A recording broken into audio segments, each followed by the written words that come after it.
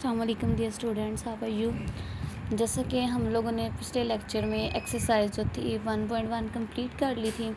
ठीक है, आज हम लोग स्टार्ट करेंगे एक्सरसाइज 1.2। ठीक है, फर्स्ट क्वेश्चन है verify the addition properties of complex number. ठीक है, वो ये कह रही है वेरीफाई कर दें प्रॉपर्टीज़ किसकी, कम्प्लेक्स नंबर कोई भी लेके विद रिस्पेक्ट टू एडिशन, मतलब विद रिस्पेक्ट टू एडिशन हमें प्रॉपर्टीज़ लेनी है। क्लोजर लॉ, एसोसिएटिव लॉ, फिर आइडेंटिटी एलिमेंट, फिर इन्वर्स, फिर उसके बाद कम्यूटेटिव। ठीक है, लेकिन ये चीज़ है पहले तो हम लोग लेते थे ना कोई भी रैंडम से नंबर रियल ले लिए, अब उन्होंने साथ बोल दिया कि कम्प्लेक्स नंबर लेना है। ठीक है, कम्प्लेक्स नंबर फिर किस फॉर्म में होंगे, ए प्लस आयोटा बी की फॉर्म में। तो फर्स्ट प्रॉपर्टी चेक करते हैं जिसमें क्या है, क्लोजर लॉ में उन्होंने कहा है for all Z1 Z2 belong to complex number. ठीक है, Z1 और Z2 हमने कोई भी ले लिया कम्प्लेक्स नंबर, और कम्प्लेक्स नंबर को किस फॉर्म में लिखते हैं, ए प्लस आयोटा बी, और Z2 क्या होगा, C प्लस आयोटा डी, क्योंकि कम्प्लेक्स नंबर हमारे पास इसी फॉर्म में होते हैं। अब closure law with respect to addition था तो Z1 प्लस Z2 किया, A plus iota B plus C plus iota D, और अब क्या किया, सिंपल इकट्ठे कर लिए और आयोटा वाली एक साइड पे कर ली। तो जाहिर बात है ये भी हमारे पास क्या हो गए, कम्प्लेक्स नंबर हो गए। That's mean closure property hold कर गई है।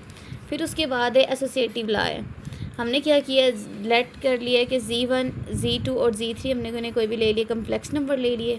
ठीक है, Z1 हमने ले लिया ए प्लस आयोटा बी, और उसके बाद हम लोगों ने ले लिया जो Z2 है वो क्या है, C प्लस आयोटा डी, और जो Z3 है वो हमारे पास क्या है, E प्लस आयोटा F है। ठीक है, फिर उसके बाद एसोसिएटिव प्रॉपर्टी लिखी Z1 plus under bracket Z2 plus Z3 is equal to Z1 plus Z2 under bracket plus Z3 आ गया।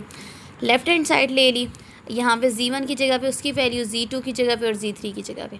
अब इसमें सिंपल वैल्यूज अलहदा कर ली, C प्लस E और आयोटा वाली अलहदा कर ली है।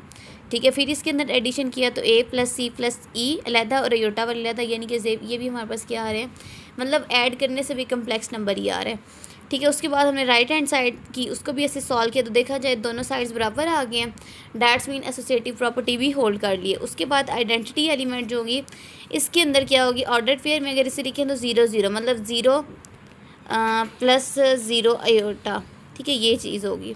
ठीक है, हमने कह रही है कि जी जो है वो बिलोंग करता है किससे, कम्प्लेक्स नंबर से, और आइडेंटिटी एलिमेंट हमारे पास 0 0 है। तो वही हमने क्या किया, जब हम लोगों ने क्या करते हैं इसके अंदर आइडेंटिटी एलिमेंट को ऐड करते हैं तो हमारे पास सेम अगर वही आ जाता है तो डैट्स मीन आइडेंटिटी भी इसके अंदर क्या करती है, एग्जिस्ट करती है।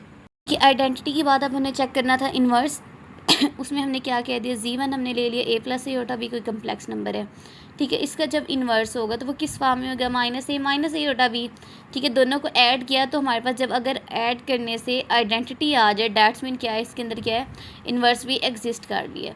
उसके बाद कम्यूटेटिव में क्या होता था, A plus B is equal to B plus A equal होता है। इसमें हमने क्या ले लिया, Z1 और Z2 ले लिए। ठीक है, Z1 ये है, Z2 ये है, हमने क्या कह दिया, Z1 plus Z2 is equal to Z2 plus Z1। देखा जाए दोनों साइड्स आपस में बराबर आ गए। डैट्स मीन हमारे पास जो है कम्यूटेटिव लॉ भी होल्ड कर रहे हैं। तो ये तो हमने वेरीफाई कर ली जो थी कम्प्लेक्स नंबर्स की एडिशन की प्रॉपर्टीज़। अब ये आपका अगला काम है कि जो विद रिस्पेक्ट टू मल्टीप्लिकेशन है सेम यही प्रॉपर्टीज़ लगा लेनी है। मतलब पहले क्लोजर लॉ चेक करोगे, फिर उसके बाद आप लोग चेक करोगे एसोसिएटिव लॉ, फिर आइडेंटिटी, फिर इन्वर्स, फिर उसके बाद कम्यूटेटिव लॉ। ठीक हो गया। अच्छा, उसके बाद है क्वेश्चन नंबर 3 है verify the distributive law of complex number. ठीक है, वो कह रहे डिस्ट्रीब्यूटिव लॉ वेरीफाई करना है, और दोनों जो ये साइड्स हैं उनको आप लोगों ने सॉल्व करने के बाद बताना है कि आपस में बराबर आई हैं कि नहीं बराबर आई। ठीक है, मैंने पहले इसके अंदर क्या किया, लेफ्ट हैंड साइड ले लिए।